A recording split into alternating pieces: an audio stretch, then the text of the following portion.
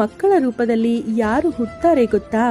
ಕರ್ಮದ ಫಲ ಸಂತಾನದ ರೂಪದಲ್ಲಿ ಯಾರು ಮರುಜನ್ಮಿಸ್ತಾರೆ?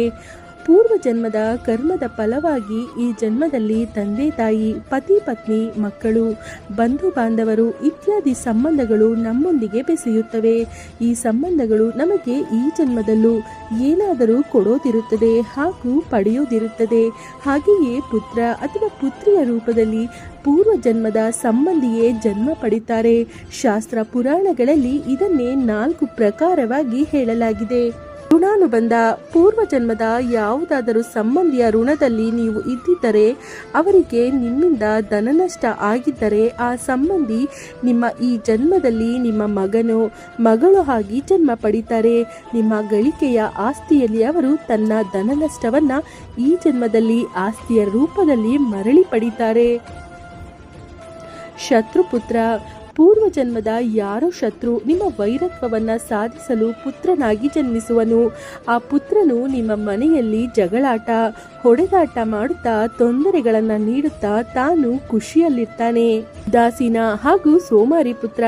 ಈ ರೀತಿಯ ಪುತ್ರನು ತಂದೆ ತಾಯಿಯ ಸೇವೆ ಮಾಡದೆ, ಮನೋಸುಖ ನೀಡದೆ ಅವರನ್ನ ಅವರವರ ಪಾಲಿಗೆ ಬಿಟ್ಟು ಬಿಡ್ತಾನೆ.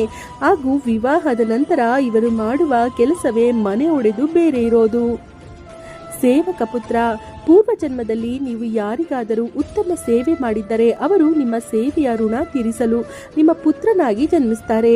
ತಂದೆ ತಾಯಿಯ ಋಣ ತೀರಿಸುವ ಮಕ್ಕಳಾಗ್ತಾರೆ.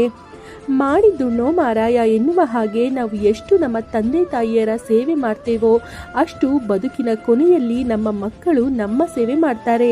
ಪುತ್ರನು ಸುಸಂಸ್ಕೃತನಾಗಿದ್ದರೆ ನೀವು ಗಳಿಸಿಟ್ಟು ಹೋಗಬೇಕಿಲ್ಲ, ಅವನೇ ಅವನ ಜೀವನವನ್ನು ರೂಪಿಸಿಕೊಳ್ಳುವನು. ಪುತ್ರನು ದುಷ್ಟ ದುರಹಂಕಾರಿಯಾಗಿದ್ದರೆ ನೀವೆಷ್ಟೇ ಗಳಿಸಿಟ್ಟರೂ ಕೂಡ ಅವನು ಎಲ್ಲವನ್ನ ನಾಶ ಮಾಡಿಬಿಡುವನು. ದಾನ ಧರ್ಮದ ಸೇವೆ ಭಗವಂತನ ಸೇವೆ ಎಂದು ತಿಳಿದು ಅವನ ನುಡಿಯಂತೆ ನಡೆದು ಜೀವನ ಸಾಗಿಸುತ್ತಾ ಬೇರೆಯವರ ದುಃಖಕ್ಕೆ ಮರಗಿ ಕೈಲಾದ ಸಹಾಯ ನೀಡಿದರೆ ಆಗಲೇ ಜೀವನ ಸಾರ್ಥಕವಾಗೋದು. ಸ್ನೇಹಿತರೆ, ಈ ಮಾಹಿತಿ ನಿಮಗೆ ಇಷ್ಟವಾಗಿದ್ದಲ್ಲಿ ಲೈಕ್ ಮಾಡಿ, ಶೇರ್ ಮಾಡಿ. ಹಾಗೆ ಯಾರೆಲ್ಲ ಇನ್ನು ನಮ್ಮ ಚಾನಲನ್ನು ಸಬ್ಸ್ಕ್ರೈಬ್ ಮಾಡಿಲ್ಲ ಅಂದರೆ ದಯಮಾಡಿ ಸಬ್ಸ್ಕ್ರೈಬ್ ಮಾಡಿ. ಧನ್ಯವಾದಗಳು.